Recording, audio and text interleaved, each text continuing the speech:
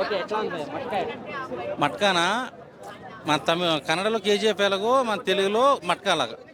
ఒక common man matka game స్థాపించి కోటీశ్వరుడు ఎలా అయ్యాడు, తన ఫ్యామిలీ కోసం ఎలా సాక్రిఫైస్ చేసుకున్నాడు అనేది కథ.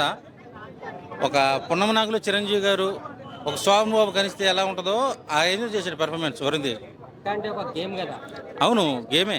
గేమ్ కోసమే చూపించినారా లేకపోతే గేమ్ ఎలా స్టార్ట్ అయ్యింది, ఆ స్టార్ట్ అయిన తర్వాత డబ్బు ఎలా వస్తుంది, దాని ద్వారా ఫ్యామిలీని ఎలా కోల్పోయాడని చూపించాడు.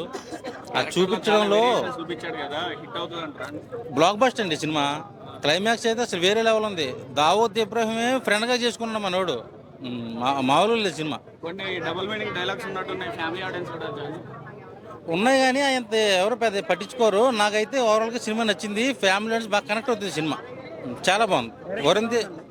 కరుణ్ కుమార్ డైరెక్షన్ అయితే మన పలాస్ తీశాడు, శ్రీదేవి సోడా సెంటర్ తీశారు. ఈ సినిమా దాని అమ్మ మొగుడు.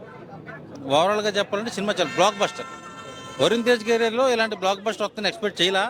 మెగా ఫ్యాన్స్ అంతా కూడా కాళ్ళు రగడేసుకుని చూసే సినిమా ఇది.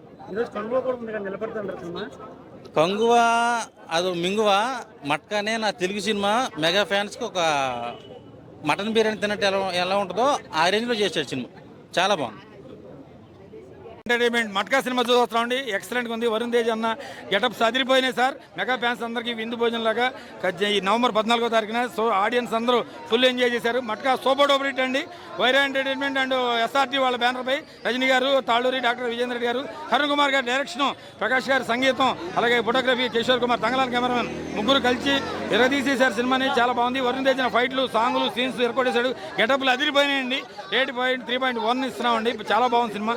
1980 బ్యాక్డ్రాప్ లో సినిమా ఎక్సలెంట్ ఉందండి.